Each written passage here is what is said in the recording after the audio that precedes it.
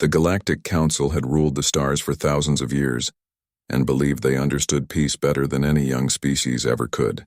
When humans arrived in the council chambers a century ago, the elder races saw them as ambitious but naive.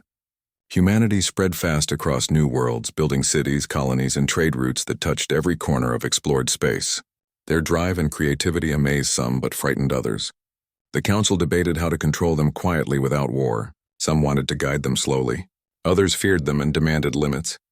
When the colony of Varine's moon refused new restrictions on trade and research, the council decided to make an example. They sent peacekeeping forces to bring the humans under control, but the order soon turned to violence. Human protesters filled the streets demanding freedom, and when one spark of chaos began, the soldiers fired. The skies filled with smoke and screams. Then the council authorized orbital bombardments to stop the unrest, thinking it would be fast and simple, but it turned into something far worse. Entire cities were destroyed in minutes, and millions of human lives were lost before anyone could stop the attack. Ambassador Laura Grant stood inside the great glass hall of the council's diplomatic tower, watching the bright flashes on the moon's surface. Her voice shook as she called her staff to prepare an emergency message to Earth. She could not believe what was happening. She had come to Varine to defend her people's rights through words, not to watch them die under the guns of supposed allies. The council members continued their meeting as if nothing had happened, whispering that humanity had forced their hand. Grant shouted that it was murder, but her words were ignored. When she ran to the communications center to send the truth to Earth, guards tried to stop her, but she escaped through the service corridors, bleeding from a wound on her arm after a stray blast hit the wall. She reached a shuttle pad and sent the transmission using a secure frequency known only to her team. The message carried images of burning cities, desperate cries for help, and the coordinates of the massacre. Her last words in the message were simple: "They are killing us." As the last human ships on Varine tried to flee, the council ordered the security forces to stop them. Grant's shuttle lifted off just as council drones fired at the fleeing vessels. The sky became a storm of fire. Her small ship was hit and spun out of control, vanishing into the shadow of the planet. No one knew if she survived. The council later claimed that no human diplomat had been harmed and that the situation was under control. Their statement called the deaths an unfortunate side effect of necessary peacekeeping measures. But the truth had already escaped into the void. The transmission spread faster than light through the human networks. On Earth, families watching the nightly news saw the explosions live. Parents saw the cities where their sons and daughters worked turn to dust. There was no more room for politics or patience. The galaxy had changed in one terrible moment. On Varine, silence fell over the ruins. The alien forces moved through the wreckage collecting data, pretending to restore order. But even some of them felt shame. The commander of the council fleet, Admiral Rel of the Vorian race, stood on the bridge staring at the burned surface of the moon. He had followed orders, but for the first time in his long career, he wondered if obedience was a sin. His officers avoided his gaze, afraid of what they had done. The human cities were gone, the colonies erased, and all that remained were ashes drifting in the thin atmosphere. The admiral turned off the battle screens and walked to his quarters without a word. Far from the war zone, in the great halls of the Galactic Council's capital, the debate began again. Some members praised the operation as necessary to maintain order. Others expressed quiet concern that humanity would not forgive or forget. One elder tried to remind them that fear of one species had led to the fall of many empires before, but his voice was drowned out by arguments of security and stability. The council chose denial over responsibility. They told themselves that the humans would calm down after mourning, that trade and treaties would eventually mend the wound. They did not understand that humanity was not like the others. Humans carried emotion as fuel. Their pain became their purpose, and across the stars that purpose began to take shape. On Earth, President Ethan Cole sat in the dim light of his office, watching the transmission again and again. His hands shook as he saw the moment the bombardment began. He had spent his life believing in peace and diplomacy, in cooperation with the galaxy, but now he saw what the Council truly thought of his people. They saw humans as tools or threats, never as equals. He looked out the window at the glowing curve of Earth's horizon and made a silent vow. Humanity would no longer beg for acceptance. They would demand respect in the only language the galaxy understood: He called his defense chiefs, his advisors, and his scientists. The orders were short and final. Prepare for every possibility. The destruction protocol, once a myth from the cold expansion era, was quietly brought out of archives and studied again. Meanwhile, across the colonies, the people began to speak with one voice. News feeds filled with images of the massacre, and within hours protests turned to pledges. Men and women who had never held weapons before signed up for service. Engineers volunteered to rebuild the fleets. Families opened their homes to soldiers moving through. The pain had united them more completely than any treaty ever had. Even children painted the words "never again" on walls and ships. There was no joy in their anger, only resolve. Humanity was no longer the hopeful newcomer among the stars. They were a storm-gathering strength. In the outer systems, soldiers aboard the patrol frigate Dawnbreaker received the news while en route between colonies. The crew fell silent. Some cried, others clenched their fists. Their captain, Aaron Blake, stood before them and said only that history had changed that day. He promised that they would not let their people's deaths mean nothing. His words spread from ship to ship, becoming a quiet oath repeated by thousands. From that moment, every human soldier knew what they were fighting for, and though they did not yet know when or how, they all felt it coming. The moment humanity would rise not as victims, but as the force that would make the galaxy remember the price of its cruelty. The message from Vereen reached Earth like a storm. Every screen on every world showed the same burning images of the destroyed colonies. The broadcast of Ambassador Laura Grant's final words spread across the networks faster than any government could control it. The faces of the dead filled the news feeds, and the cries of the survivors echoed across the colonies. In the great cities of Earth, people poured into the streets in silence first, then in fury. Candles and banners filled the night as the crowds demanded justice. In orbit, the fleets returned from distant patrols, and in shipyards that had been quiet for decades, engines roared to life again. The stars above Earth glowed brighter as new ships were built at a pace no one had ever seen before. Humanity's grief was transforming into something powerful and unstoppable. President Ethan Cole had not slept since the day he saw the transmission. He met with his advisors in the secure room beneath the Earth Assembly Building. The room was filled with the sound of angry voices as ministers and generals argued over what to do next. Some demanded immediate war, others wanted to gather more proof, and a few still hoped the council would apologize. But Cole sat quietly for a long time before he finally spoke. His voice was calm, but everyone could hear the rage behind it. He said the massacre was not an accident, not a mistake, but a choice. He said that humanity could no longer trust a council that saw them as expendable.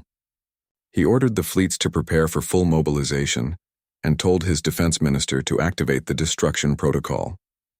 There was no cheer, no applause, only the sound of people standing up to follow his command. Across the colonies, his order was heard as both command and promise. On Mars, engineers worked without rest, converting mining ships into warships. In the orbit of Titan, shipyards glowed red as new hulls were forged. On the lunar bases, technicians restored ancient defense satellites once meant to protect Earth from extinction.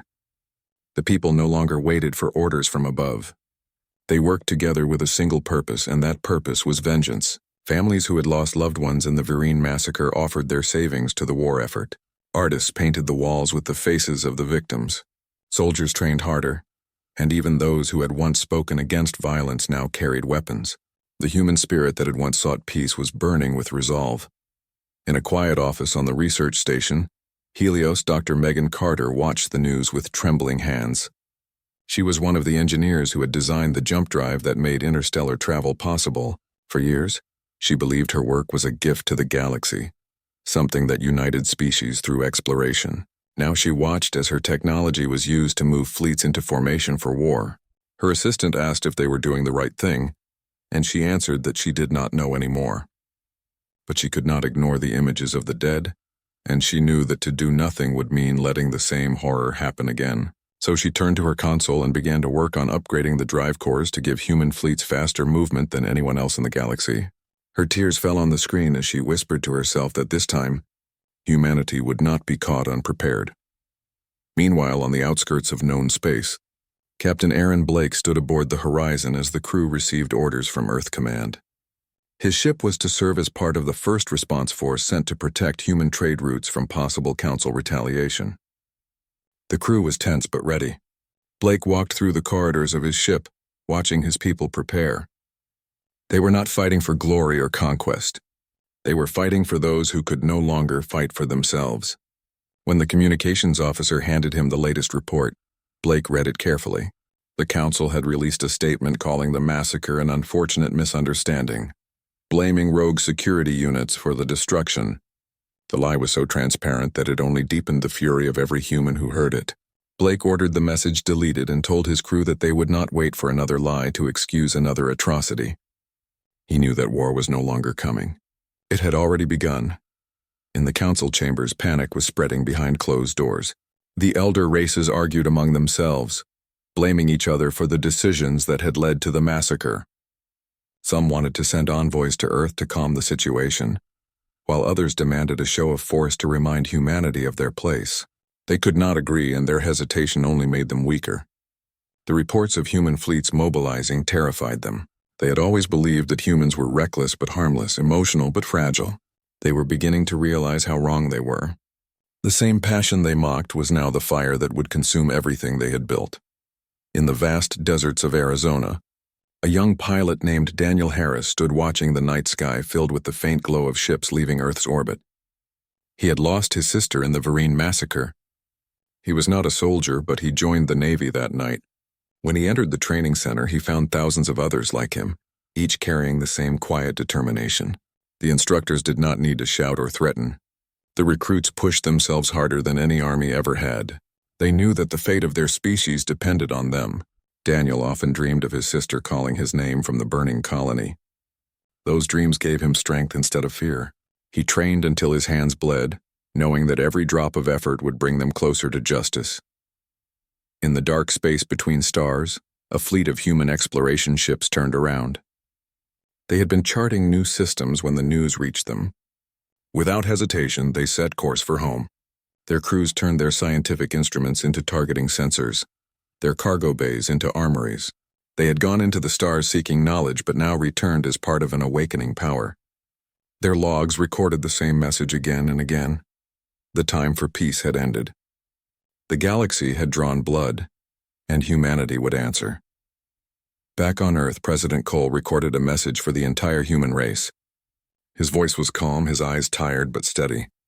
He told them that humanity had tried to be part of the galactic community, had trusted the council, and had been betrayed. He said that the massacre of Vereen would not be forgotten, and that no amount of apology or excuse could erase what was done. He promised that they would not strike blindly, but would bring justice to those responsible. His last words echoed across the colonies and ships alike. He said that the stars had always feared humanity for their will, and now they would see why. As his message ended, millions of humans across hundreds of worlds stood in silence. They looked up at the night sky and saw their reflection in the stars. The grief had become unity, the fear had become strength, and the outrage had become purpose. The galaxy had tried to break them, but instead it had created something stronger. In the silence that followed, engines roared to life again. The first fleets began to move into the deep void where vengeance waited.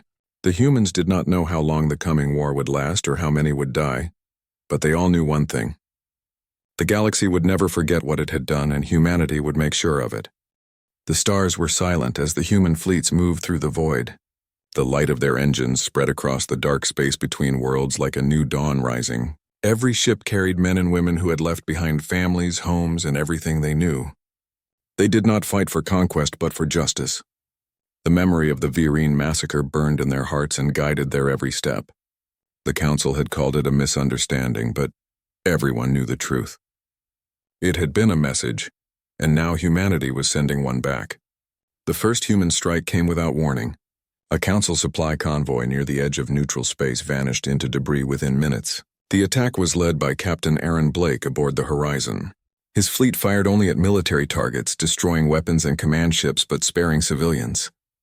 The council called it an act of rebellion, but the galaxy watched in fear and awe as humanity's vengeance began. Captain Blake stood on the bridge of his ship watching the drifting wreckage of the destroyed convoy. His crew waited for his command, expecting celebration, but he gave none. He told them they had taken the first step in a long road that would not end until every human victim was honored. He ordered his ships to regroup and disappear into the dark. Their message had been sent. Across the stars, other human fleets began similar operations. Communications outposts were hacked and destroyed, council patrols ambushed, and military stations rendered silent. The humans did not attack blindly. Every strike was chosen carefully to cripple the council's power without causing unnecessary death. They were not seeking chaos. They were reclaiming their right to exist without fear. On Earth, President Ethan Cole received the first reports from the fleet. He read them in silence, his face calm but his eyes heavy with the weight of command. He knew that once this war began, there was no turning back. But he also knew that humanity could not survive by kneeling anymore. He spoke to his council and told them to continue preparing for a long war. He asked the scientists to push their limits, the engineers to improve their ships, and the soldiers to hold the line. He told them that vengeance was not their only goal. Their true purpose was to make sure no species would ever think to harm them again. His words spread across the networks, and people listened not with fear but with pride. Humanity had found its voice, and it spoke through unity. In the council chambers, fear and confusion ruled. The elder races had never seen humans fight with such discipline. They had expected chaos and desperation, but instead the humans fought like a machine with one will. The council's military commanders demanded permission to strike back, but the politicians hesitated. Some believed the humans would stop if they offered peace, while others wanted to destroy them completely before their momentum grew. Arguments turned to shouting, and no decision was made. While they debated, the human fleets continued to move. The galaxy that had once ignored Earth now watched in silence. The smaller species whispered that perhaps the council had gone too far, but none dared to speak openly. Dr. Megan Carter stood inside the vast laboratory of the Helios station watching a projection of new starship designs. Her work on the jump drives had advanced faster than she thought possible. Human ships could now travel twice as far and faster than any known fleet. Her team had not rested for days. They knew that every improvement meant more lives saved and fewer human casualties. She thought of Laura Grant, the ambassador whose final message had started this all, and she wondered if Grant would have approved of what humanity had become. She wanted to believe that Grant would understand. War was not what humanity had wanted, but survival left them no choice. When the technician beside her reported that the new drives were ready for deployment, she felt both pride and sorrow. They were building a future born from ashes. Captain Blake's fleet soon received new orders. Intelligence had found a hidden council station that had directed the bombardments on Virene. The mission was clear. They were to capture it if possible, destroy it if necessary. The crew prepared in silence. Each of them had lost someone, and this target carried deep meaning. When the horizon dropped out of hyperspace near the station, the enemy was waiting. Council warships formed a defensive line, their hulls gleaming under the light of the nearby star. Blake ordered his ships to hold fire until he gave the signal. The two fleets faced each other in a tense standoff. Then the council commander sent a transmission demanding surrender, calling the humans reckless children. Blake listened without expression. When the message ended, he simply said, "Open fire." The battle that followed was short but brutal. Human ships moved with precision, cutting through the defenses and striking only the critical systems. When the council commander tried to flee, Blake ordered his capture. Moments later, the station was destroyed. The humans left the wreck burning behind them as a warning to all who would repeat the council's crimes. Back on Earth, the people watched the reports of the battle in real time. For the first time since the massacre, they felt hope. They saw that humanity could stand against the ancient powers of the galaxy and not be crushed. Families who had wept now raised their heads. Children who had been afraid now dreamed of flying ships among the stars. The unity that had been born from pain had turned into strength. Humanity was no longer a scattered collection of worlds. They were one voice, one will, and one people moving together. The council's attempts at diplomacy failed. Every envoy they sent was ignored or turned away. The humans no longer wanted their apologies. They wanted accountability. They demanded the names of those who had ordered the attack on Virene, but the council refused to reveal them. The humans responded by seizing council-controlled territories along the outer rim. The speed and precision of their advances shocked even their own allies. No one could believe how quickly the humans adapted to war. It was as if they had been waiting their entire history for this moment. The council tried to spread propaganda, calling the humans terrorists, but the galaxy had seen too much. Every destroyed human city, every burned colony, every recorded cry of the dying had told the truth already. Captain Blake became a symbol of the new humanity. His calm voice during battle and his refusal to allow cruelty made him respected even among alien captains who feared him. When asked by a captured council officer why humanity fought with such resolve, he answered simply that they had already lost everything worth losing. His words spread like wildfire through the fleets. They reminded everyone that their fight was not for revenge alone, but for the future of every child who would one day walk under a peaceful sky again. As the months passed, the balance of power shifted. Council fleets that had once ruled the stars were forced to retreat. Human colonies grew stronger, united under a single command. The galaxy began to change. No one dared attack a human world now. Even the elder races who had once looked down upon humanity began to fear their determination. The humans did not rejoice in their victories. Each battle reminded them of why they fought. They built memorials on every captured world, honoring both human and alien lives lost. They fought not to destroy, but to ensure that no one would ever again decide who was worthy to live.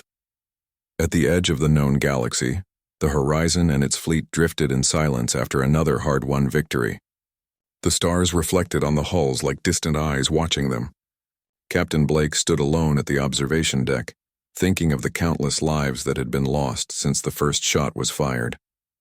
He knew that vengeance was never pure, but he also knew that sometimes only through fire could justice be reborn. Humanity had started as explorers seeking peace, but now they were warriors carrying the burden of memory. The galaxy that had thought them weak now feared their strength, and the council that had once ruled all now trembled. Humanity had become the turning point of history, and their rage had only begun to burn. The galaxy had never seen a storm like the one that humanity unleashed. The stars trembled as fleets of human warships crossed systems once thought untouchable. Every move they made was calculated, every strike precise. They did not destroy worlds for revenge. They destroyed weapons, command posts, and strongholds that had kept the Galactic Council in power for millennia. From the outer rim to the shining core worlds, human fleets appeared and vanished like ghosts, leaving silence and wreckage behind. The elder races watched in disbelief. They had believed humans were emotional and weak, but what they saw now was focus sharper than any blade. Humanity had become the storm that the Council had created through its cruelty, and nothing could stop it. Captain Aaron Blake's fleet hovered in orbit over the shattered world of Thaleen, where one of the Council's major shipyards had once stood.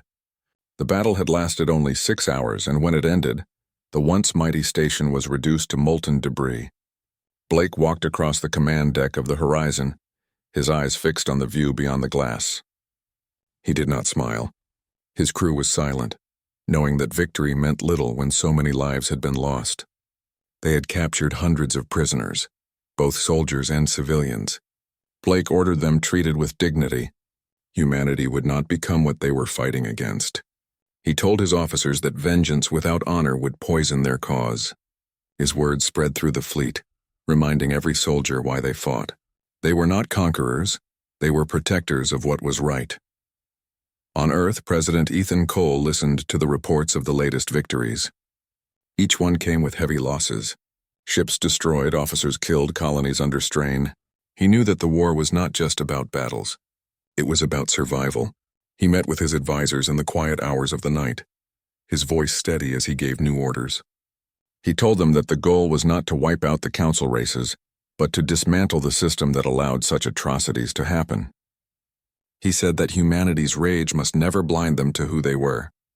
The people needed hope, not endless destruction. His words reached the commanders across the fleets. Many of them recorded his message and played it before battle. It reminded them that this war was not about hate, but about justice. Dr. Megan Carter watched from her laboratory on Helios Station as new ships left the docks every day. Her work had made these victories possible. The new jump drives and energy cores allowed human ships to strike anywhere and disappear before the enemy could respond. Yet she felt no pride. She felt only the weight of what her creations were being used for.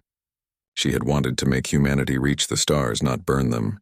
Her team celebrated each new success, but she stood apart, staring into the stars and wondering how many more would die before peace returned. She told herself that if her work helped end the war faster, then maybe it was worth it. She only hoped humanity would remember mercy when the time came to choose between revenge and peace. In the council chambers, panic turned to desperation. The once mighty leaders were now hiding behind fortified planets and silent fleets. Entire sectors had turned against them, joining humanity or declaring neutrality. The old order was breaking apart. Some of the council races tried to open secret talks with human commanders, offering information or support in exchange for protection. Others tried to flee the core worlds, afraid of the fleets they had once mocked.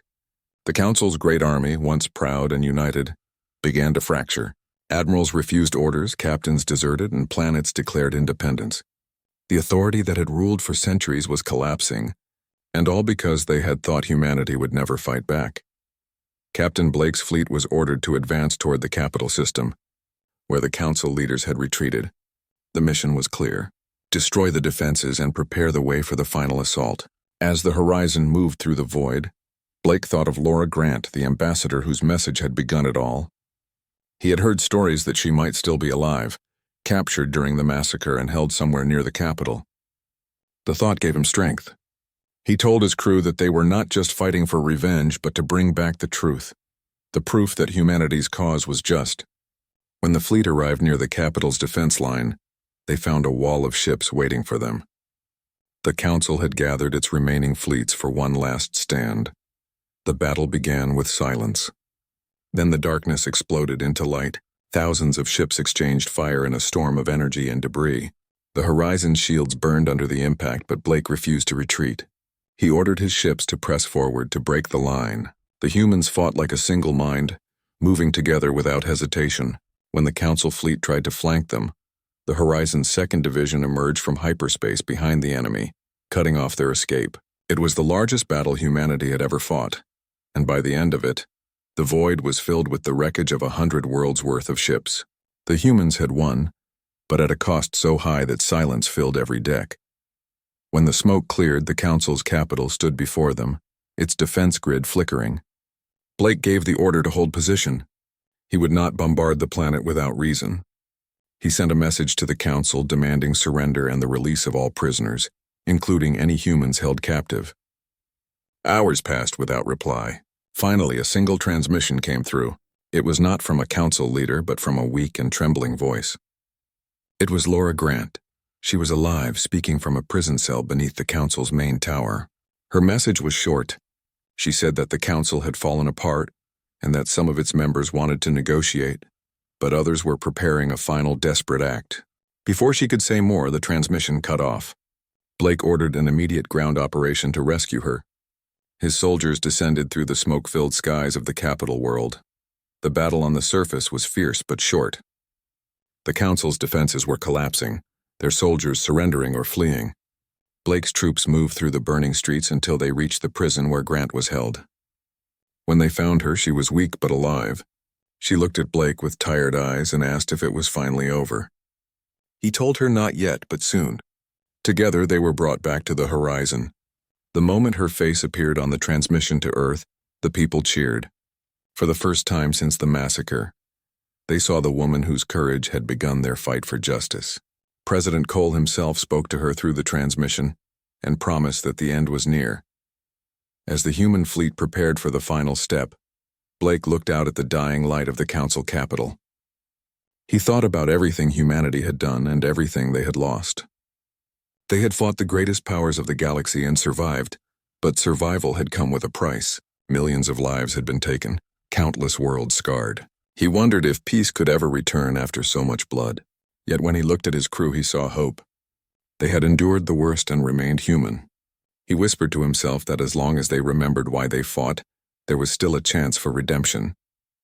The galaxy had tried to destroy them, but now it would learn the meaning of justice. The storm was not over, but the dawn was near.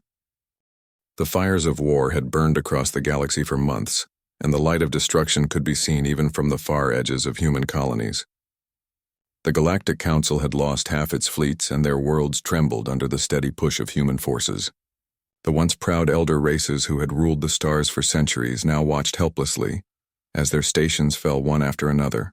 Earth's united navy moved like a single living thing, with each fleet supporting the other and every soldier driven by a single shared memory of what had been done to their people.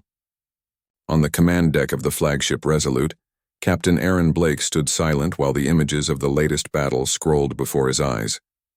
The Council's main defense line had been shattered, and their capital world, Virene Prime, lay only a few days away. His officers looked to him for orders, waiting for the word that would end the war. He took a deep breath and gave a quiet command to set course for Virene Prime. Across the ship, thousands of men and women prepared for what they knew would be the final strike. Engineers checked reactors, pilots ran flight simulations, and soldiers cleaned their armor in silence. There was no celebration and no talk of victory. They all knew this was not about conquest or glory. It was about justice for the millions who had died, and for every child who had watched their home burn under the Council's weapons. President Ethan Cole sent a final transmission to the fleet, his voice calm and steady as he told them that history would remember not their anger, but their courage. Humanity had come to end tyranny, not to become it. When the human armada emerged from hyperspace, the sky above Virene Prime turned dark with their presence. The Council's remaining fleets rushed to defend their world, but it was too late. Human ships moved with perfect precision, forming walls of fire that broke the enemy lines within minutes. The orbital stations that once guarded the planet exploded one by one as plasma beams cut through their cores. On the surface, the Council chambers were in chaos. The elder species shouted over one another, demanding surrender, evacuation, or vengeance. None of them could agree on anything until the sky itself began to glow red from the burning ships above. Then they finally fell silent. Aaron Blake ordered his fleets to disable the remaining weapons and to open channels to the surface. The Council's leaders refused to respond. They had spent generations believing they were untouchable, that no younger species could ever threaten them. But the reality was now inescapable. Their fleets were gone, their armies shattered, and their people terrified. On one of the smaller transport ships orbiting Virene Prime, a rescue signal appeared unexpectedly. It carried the identification code of Ambassador Laura Grant, who had been presumed dead since the massacre months ago. Her voice was weak but clear as she confirmed her survival and said she was being held in a prison complex on the planet's northern continent. Without hesitation, Aaron sent a special operations team to bring her back. The team descended through the burning atmosphere in stealth shuttles, moving between the wreckage of falling satellites and debris. They landed near the facility and broke through the defenses with silent precision. Inside, they found Laura Grant in a dark cell surrounded by terrified guards who surrendered immediately. She had been starved and beaten, but when she saw the human soldiers, her eyes filled with tears and pride. They helped her stand and led her to the shuttle. As they lifted off, she looked down at the planet below and whispered that justice had finally come. Back on the Resolute, Laura was brought to the bridge to meet Aaron Blake. The crew fell silent as she entered, her body frail but her spirit unbroken. She looked out at the burning world on the screen and asked if they were going to destroy it. Aaron shook his head and said that they would not destroy what was already broken. Humanity would not become what it hated.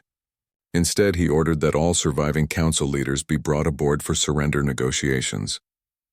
The message was sent, and within hours the remaining ambassadors arrived under heavy guard. When the Council's representatives stood before Aaron Blake and Laura Grant, there was no anger in her voice, only quiet strength. She told them that the age of the Council was over, and that their power had died the moment they ordered the massacre. Humanity did not seek to rule the galaxy, she said, but they would never again allow anyone to decide who lived or died.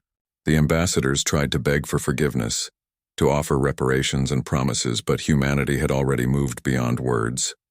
The fleets were ordered to help stabilize the surviving worlds, deliver food and medical aid, and dismantle the old power structure that had caused so much suffering. When the war ended, Earth called for the creation of a new galactic assembly, based on equality rather than fear. Every species, young and old, would have a voice, and none would hold the power to oppress the others. Laura Grant became the first ambassador of the new era, her name remembered as a symbol of endurance and strength.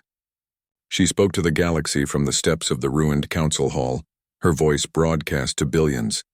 She said that humanity had learned through pain what it meant to be powerless and that they would never let that happen again to anyone. The crowd of refugees and survivors listened in silence as she promised that the stars would belong to all, not just to the powerful. As years passed, The scars of war began to heal. The worlds once burned by conflict started to rebuild under human aid and guidance. The fleets that had once brought fear now carried supplies and engineers. The name of humanity no longer meant rage or vengeance, but hope. Yet deep in every human heart remained the memory of the day the Council massacred millions and of the promise made afterward.